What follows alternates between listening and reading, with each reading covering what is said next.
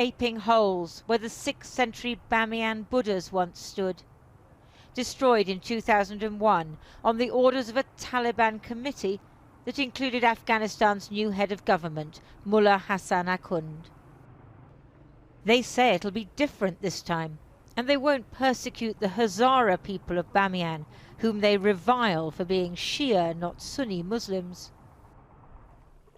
But look what they've done to the statue of Abdul Ali Mazari, a champion of Hazara rights, whom they murdered in 1995. We met 2 young women who've worked for foreign organisations in Bamiyan. Like most here, they're liberal, even liberated, and they panicked when the Taliban stormed into town last month. We're hiding their identities to protect them. و ما همراه کفشای کوریدار رفته بودیم، عالی ترسیده بودیم که اگر احیانا طالب بیاید ما چه قسم فرار بکنیم. بعدش گفتیم باشه یگان دکان چیزا پیدا شود که ما حداقل بتونیم یک کرمش بگیریم که میرای گریز را پیدا بکنیم. بعد اونجا رفتیم یک کرمش گرفتیم، مالی میبینیم که موترش پیدا نمیشه، چیکار بکنیم خدا. Both of them hid in farming villages with their families, but they returned to see if they could somehow carry on working, one as a journalist, the other a women's rights activist. ما خود زیاد کوشش میکنم که زنها مثلا 20 ساله که زنها زحمت کشیده، 20 ساله که اینا تلاش کرده، نمیخوایم که تلاش 20 ساله از اینا یک بارگی زیر خاک بره. We drove to the bazaar, which would previously have been full of tourists and foreign NGO workers, but is now patrolled by the Taliban. Very few Hazaras joined the Taliban, but we happened to come across the most notorious, Maulawi Mahdi, imprisoned for extortion and abduction, who signed up when he came out of jail, was right there. وقتی کشورهای اجنبی، کشورهای بیگانه، وقتی که مثلا دیگه به هر بهانه‌ای به خاک ما، بالای مردم ما، اگر یک بلیس از خاک ما را تجاوز میکنه و ایشون به زور میخواد داخلشان شود، بعد یه حکم دینی ما بالای ما فرض میکنه، دینی ما بالای از ما که ما به خاطر دفاع از زمین یک بلیس اراضی خود، خاک خود و مردم و ملت خود، مقصد دیگه دفاع بکنیم. The fighters, he said, were treating the people so well that the Taliban has no enemies in Bamiyan.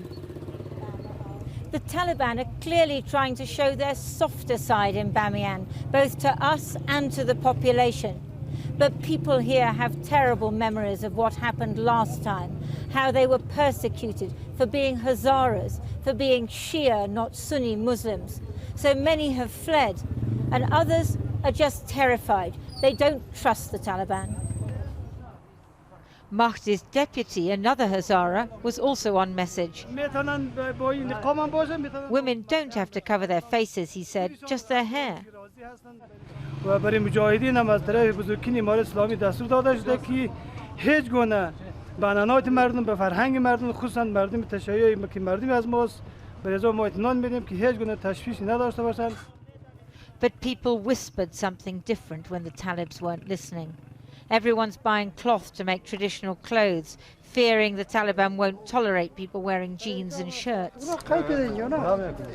One man had a story of a relative beaten savagely for parking his car in the wrong place. Another said he knew of villagers being forced to leave their homes. The young women we met came from poor rural backgrounds and feel they have to speak out. آمدیم در اینجا تا صدای بانوی باشیم که اونا اصلا دسترسی به اینجا نداره، حتی صلاحیتی رو نداره که تا بازار بره بدون محرم یا بدون چادری. ما دیگه حالی خطر قبول کردیم، بر ما هیچ فرق نمیکنه دیگه. آسیب پذیرترین شخصی که ما در جامعه هستیم طبقه اوناس هستیم، بخصوص کسی که ما مدتی چند سال میشه که مثلا ما در بخش حقوق زن، فعالین حقوق زن، در بخش خبرنگاری که صدای مردم را ما برای مردم انتقال میدم کار میکنم، ولی ما فعلا احساسی رو میکنم که ما شاید امروز باشیم یا که مثلا فردا باشیم پس فردا نباشیم. Afghans live in the shadow of war. In Bamiyan, Soviet tanks from the 1980s sprout like indestructible mushrooms. But people are not indestructible, and nor are the gains the Hazaras and women have made in the last 2 decades. In Bamiyan, the Taliban are smiling, but menace and dread lie just beneath the surface. It's exactly 1 month today since the Taliban seized Kabul. The previous government just collapsed and they walked in. Now, what's happened in that time? Well, pretty much drift and chaos, and there's crisis mounting on crisis. So you saw those 2 young women. Yes, they're very brave for speaking out on women's rights, on human rights, but also they are the main breadwinners for their families and they don't have jobs anymore. Now that is multiplied millions of times across Afghanistan.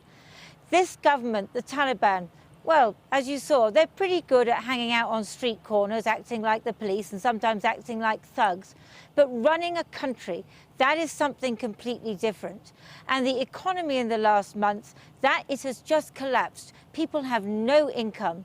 Life is getting harder and harder. We talk about human rights, and that's really significant. But survival is also really significant. The last month has been a disaster for large numbers of Afghans. And if we look to the next month and the month after that, I see no sign that these mullahs are learning how to govern. And Afghans are looking to the future with fear for their rights and terror for their survival.